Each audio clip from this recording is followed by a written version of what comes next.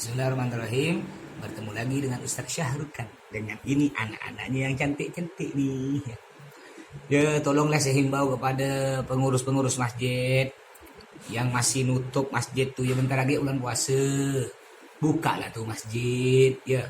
Janganlah bukan apa, karena Nabi bilang gini nah ya, idza ahatun minas samai, idza ahatun unzilat minas samai surifat an ummaril masajid, al hadits au kama qala.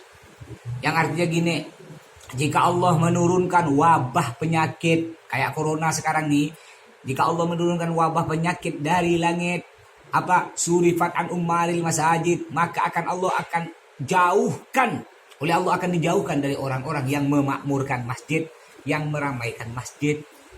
Ya, belum ada cerita, mohon maaf, belum ada cerita dari zaman Nabi sampai zaman sahabat tuh kalau ada wabah ditutup, tidak ada. Corona ini udah zaman-zaman dah, dari zaman dulu udah ada corona. Di zaman Nabi itu pernah dulu ada penyakit humma syadid. Ya, penyakit demam. Ya kalau sekarang corona, demam, batuk, pilek, menularkan orang.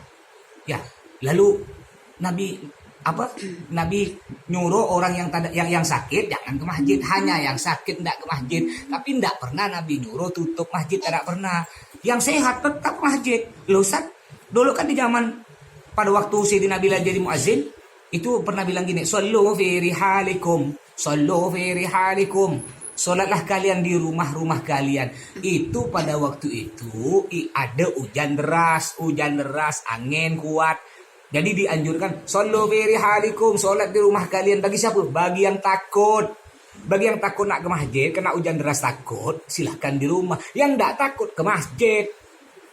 Nah, begitu pula sekarang, yang sakit batuk demam tak usahlah ke masjid dulu.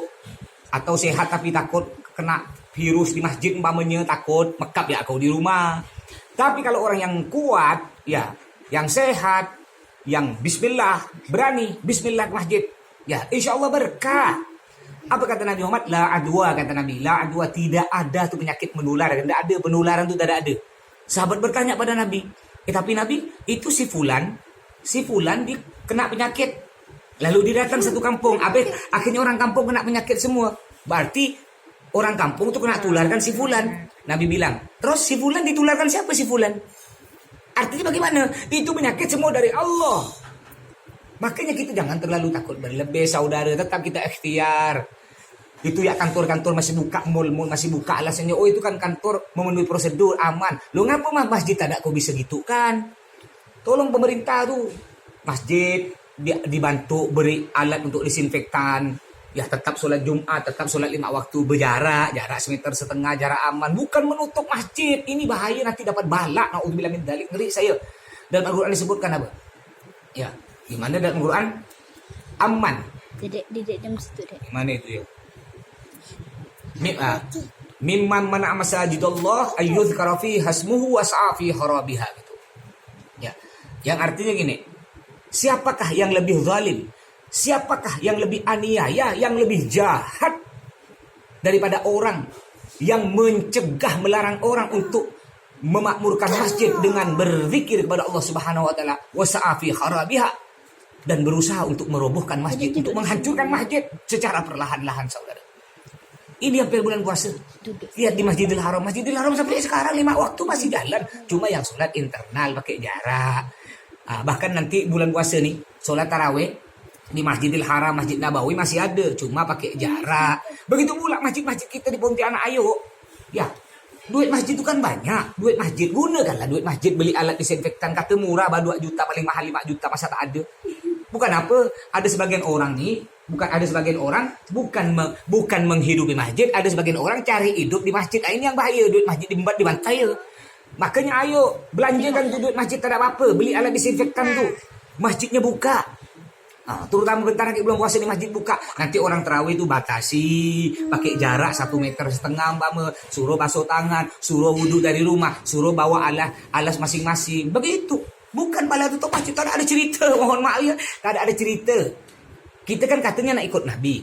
Dulu sebelum ada corona, aku cuma ikut Al-Quran dengan hadis. Sekali ada corona berubah. Al-Quran hadis tidak dibagi-bagi. Udah jelas di Al-Quran ada, di hadis ada, belonggok dah. Makanya ayo sekali lagi saudara-saudara, pengurus-pengurus masjid yang masih tutup. Terutama di Sungai Jawi tempat saya nih. Ya banyak masjid kecil-kecil dalam gang tuh tutup. Tak ada malu ke kau tuh? Itu Masjid Al-Falah pinggir jalan tuh. Masjid Agung. Termasuk masjid paling besar di Sungai Jawi itu. Itu buka masih. Udah masjid paling besar di pinggir jalan raya dekat pasar lagi. Ramainya orang situ. Kata turudo orang dari mana masuk. Masih buka sampai sekarang. Alhamdulillah. Jamaah Al-Falah sehat-sehat ya. Kenapa? Udah jelas tadi kan. Orang yang memakmurkan masjid. Ya surifat. Kata Nabi. Jadi ya kalau Allah menurunkan wabah penyakit yang menular, oleh Allah akan dijauhkan dari orang yang memakmurkan masjid. Ini hadis Nabi. Tahu tak kau? Hadis Nabi. Kalau tak percaya bahaya, bukan omongan saya ya. Saya hanya nyampaikan. Ayo masjid-masjid lain tuh, masjid kecil-kecil itu ramai yang dalam gang tutup tuh buka. Tak malu dengan Al-Falah tuh masjid besar. Ada Gek Darul Falah tuh masjid Kota Baru besar tuh gitu buka. Masjid Jami Agek, masjid Jami Kampung Arab tuh buka. Masa masjid kecil-kecil tuh? Bismillah. Ya kita niat memakmurkan masjid, jangan sampai kita dikatakan orang yang termasuk merobohkan masjid, termasuk orang yang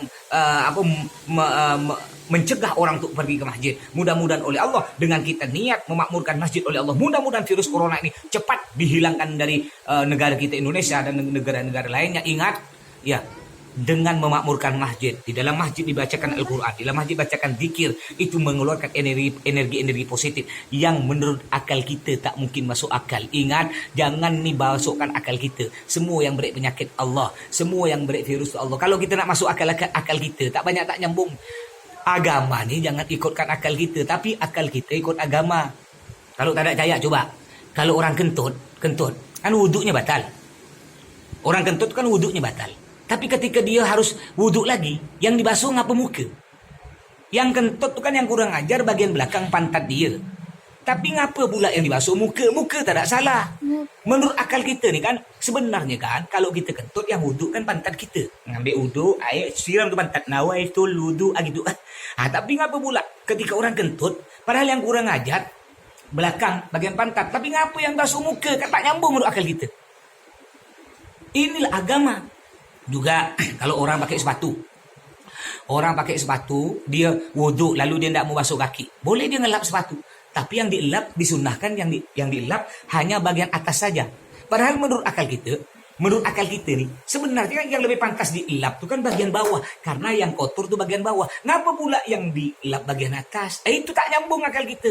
Jadi bukan agama harus ikut akal, tapi akal ikut agama. Makanya banyak baca doa, hidupkan masjid, ramaikan masjid. Ini akan mengeluarkan energi-energi positif yang dapat mengusir wabah-wabah penyakit dan Pontianak dari Indonesia, dari dunia ni. Kalau tak ada cahaya, aku ingat, ya jangan ikutkan akal kita, tapi akal kita harus ikut agama. Wassalamualaikum warahmatullahi wabarakatuh.